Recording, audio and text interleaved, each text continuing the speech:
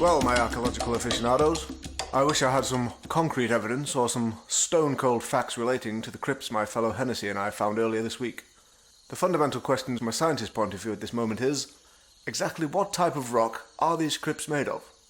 On first inspection, they appear to be neither igneous nor metamorphic, and owing to its remarkable density, I find it impossible to categorize it as sedimentary. However, geology is certainly not my strongest subject. Could this be the discovery of Twelvel rock? I find the more challenging and pressing question, regardless of your philosophical academic bent, is exactly why, out of the hundreds of caskets we found, only one remains open. Could this be the tomb that awaits its inhabitant? Or is this person out there? Is this person indeed a person? So many questions, so little answers. Maybe a theory that does not stem from any form of transcendric or recreational substances. I shall endeavour. As I was lay on my bed, made up of any sort of soft material I had found on the beach, I began drifting off. Listening to the rise and fall of the ocean and worrying about sleep, I began repeatedly falling, as if I had stumbled off a curb, which in turn made my entire body jerk. I woke up half asleep, confused, temporarily cursing. Dropping off to sleep again, only to be startled once more and repeat the whole process again. After several more trips, I could stand it no longer, and sat up in my makeshift bed. I stood up and stretched. It was pitch black dark and very warm. I couldn't see the stars and was grateful for the cloud cover, temperature so high outside tonight. I had a headache for a full day now, and I needed fresh water fast. A voice spoke out from the darkness. My first thoughts and hopes that it was my friend Hennessy, but this was a soft, aged, gentle voice, that of an old woman.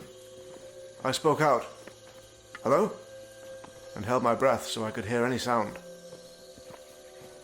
No sound came, not even the rhythmic back and forth of the tide. Bushul donata, came the voice again. It was coming from directly in front of me.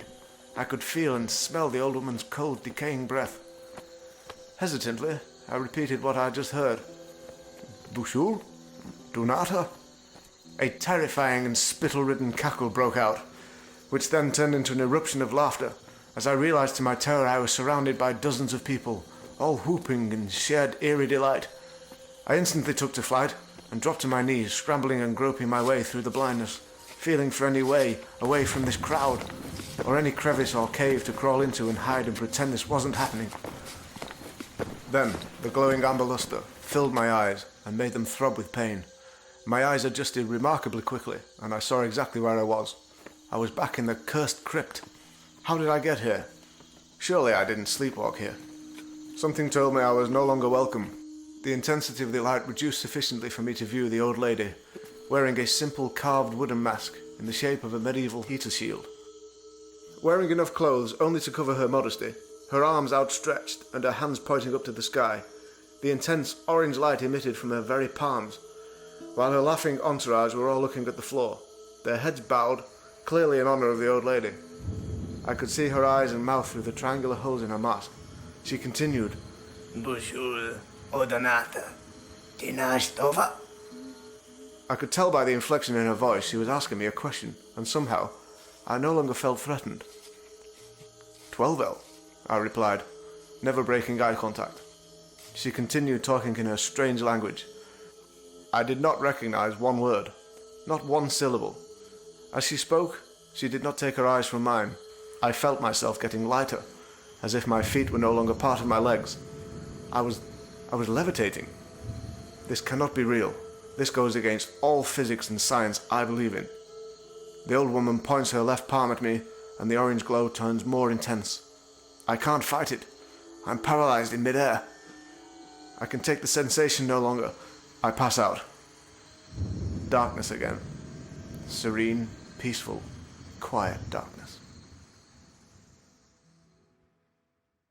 The heat of the sun on my face woke me up, and I was greeted by the familiar sound of the tide. It was the first time I hadn't woken up with a jolt for a while now, and I felt like I had actually got some sleep. My head, however, still throbbed. As I sat up, I was back on the beach where I put my head down the night before. I scanned the beach and what little of the island I could see behind me for Hennessy. Still no sign of him. I made a startling discovery as I stood up. The sand surrounding me had been disturbed in the night, heavily disturbed by dozens of feet. The only thing that both truly puzzled and terrified me, however, was the colour of the sand that had been disturbed. It had been turned to what looked like orange-coloured glass tree roots. Fulgurites. A phenomenon where an intense heat is needed to turn sand into glass. Heat, light, falling, all the same components of these recent nightmares. Hot lightning falling to earth, perhaps? Where's the connection? Was there a storm last night and I slept through it? So many questions. Too many questions to answer. Am I losing my grip? Please, no.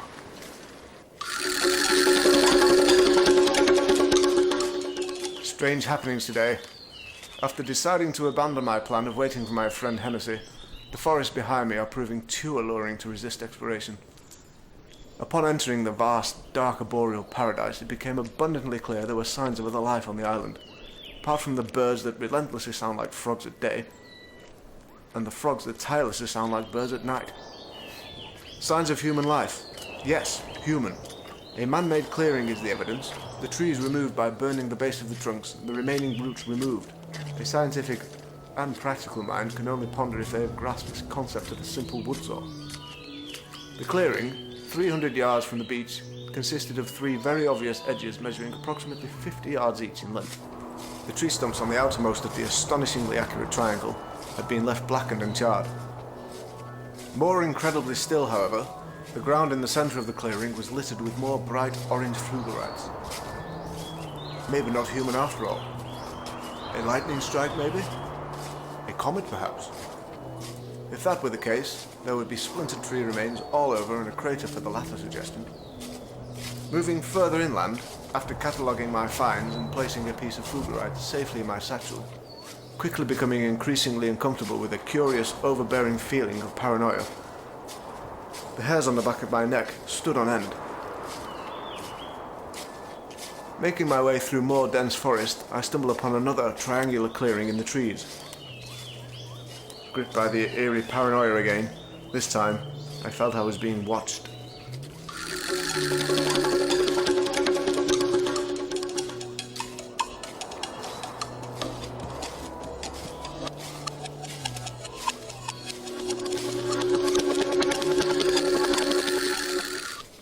After walking for what seemed like a full day, using the sun for navigation, owing to my compass likening itself to a whirling dervish and useless, I was becoming increasingly hungry, and ultimately very thirsty. My only option being to make shelter in the trees as high off the floor as possible. Who knows what nasties come out at night? I was already being bitten something rotten by the tiny but fierce flies. After fashioning a makeshift hammock from my jacket, water became my main concern. It brought back memories of my father, who would describe his thirst as being as dry as a nun's something or other. I can't quite remember. I can't remember a lot of things just recently. I put it down to a severe lack of electrolytes in my desiccated brain. After locating a shallow pool of water, which had collected in a mossy pocket where 4 tree branches met, although clear and clean in appearance, it was imperative to taste just a drop to check it was safe to drink.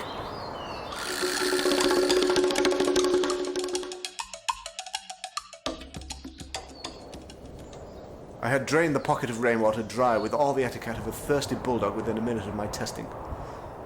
Even with a mild pond water taste, it refreshed my thirst handsomely, whilst leaving me begging for more.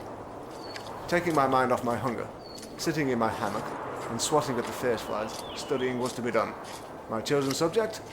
The very trees I was sat in. Just as I gathered my books and pencil, every noise in the forest seemed to hush, as if sensing something.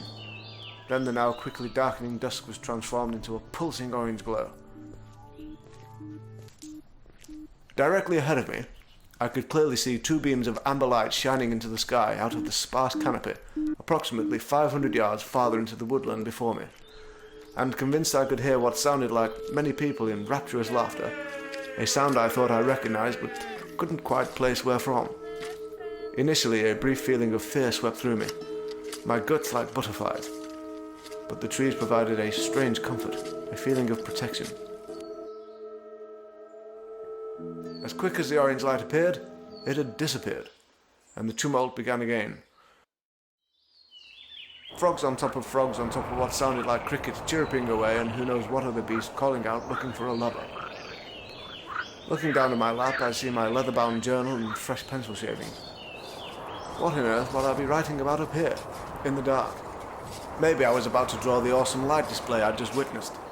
No, not a chance. After all, I don't have any colouring crayons. In the morning, I shall make my way to the light display location and investigate, and find food and water. For at this moment in time, I could eat a scabby cat.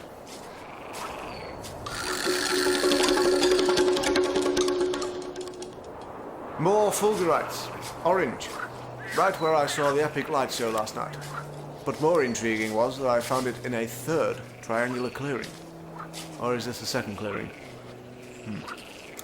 As I made my way out of the, what I have christened clear angle, I noticed what looked like onion plants, and trees bearing fruits which held a striking resemblance to overgrown lemons. I began digging up the onion root. Sure enough, a tuber which smells like fresh onion, with the texture of a lightly roasted sweet potato, and I twisted a large lemon off its stalk. Inside, the fruit looked and smelled like an orange. Cutting a small piece of both new finds with my trusty penknife, I excitedly placed them between my gum and top lip, one on either side of my mouth. They provided no irritation after a long while. I bit into a morsel of tuber and released its wonderful flavour. Chives. Fresh, healthy chives. Glorious flavour. How I have missed you.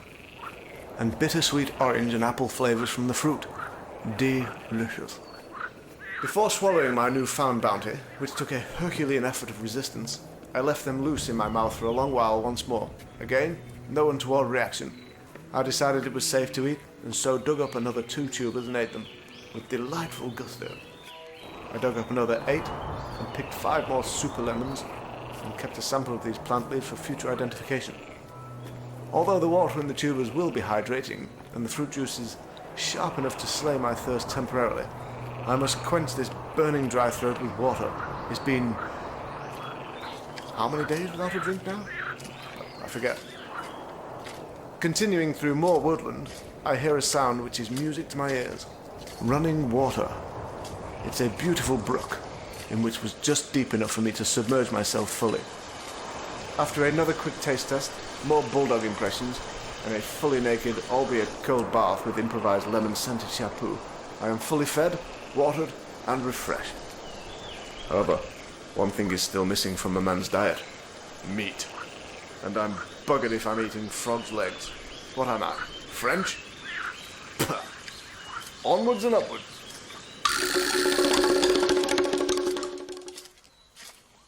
I have lost track of how long I have been wandering through these stunning trees.